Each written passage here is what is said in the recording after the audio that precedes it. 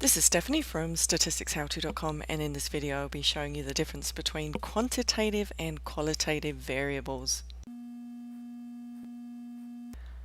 Quantitative variables can be counted, like the numbers on a deck of cards. 2, 3, 4, 5, 6. Those are all quantitative.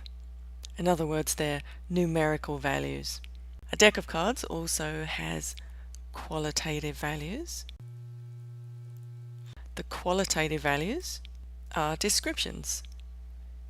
We have spades, we have clubs, diamonds, hearts, etc. Here's one way to classify variables as quantitative or qualitative. If you can add them,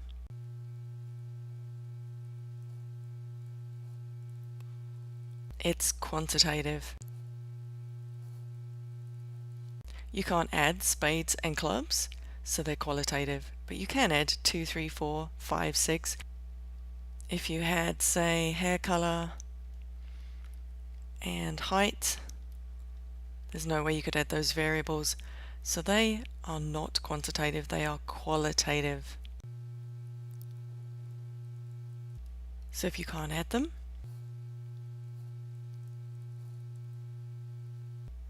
it's qualitative. That's a very simple way of looking at it. Technically, we sometimes add numbers to variables in statistics. Let's say you're taking a survey and you want to find out about hair colors. So you take a survey and the hair colors might be brown, black, blonde, or grey. Now you can't count these, so you might decide to assign numbers to them.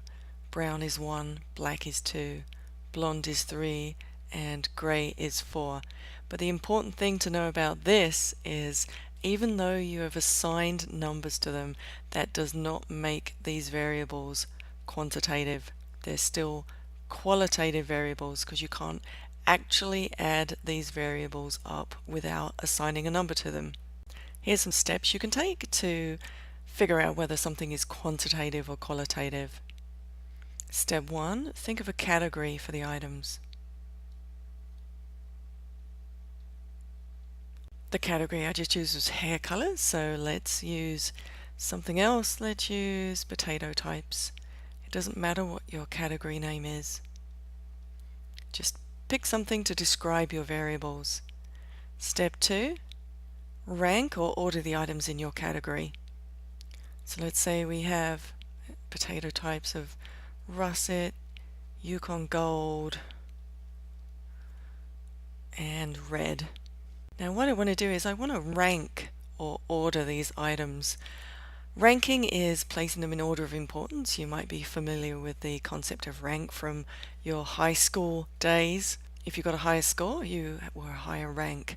Well, there's no way I can rank these potatoes.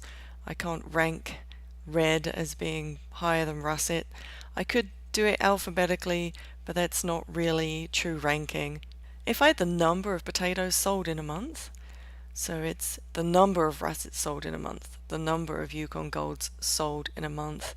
Let's say 10 pounds of russets, 20 pounds of Yukon, and 5 pounds of red. Then we could rank these. Pounds of potatoes sold would be quantitative, but the potatoes on their own are qualitative because you've got no way of ranking them.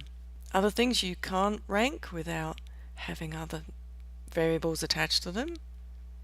Types of car models, or how about Shakespeare sonnets? These are both qualitative. You can't order different car models by anything other than alphabetical, like a Ford or a Chevy. Now again, you could order car models by something else. You could say the most popular car model is Ford, the second most popular is a Chevy, and so on. Popularity would mean how many people own these vehicles. The number of people owning these vehicles is quantitative, but the actual car models are qualitative. That's how to classify quantitative and qualitative variables. Visit us at statisticshowto.com for more tips and videos on elementary statistics and AP statistics.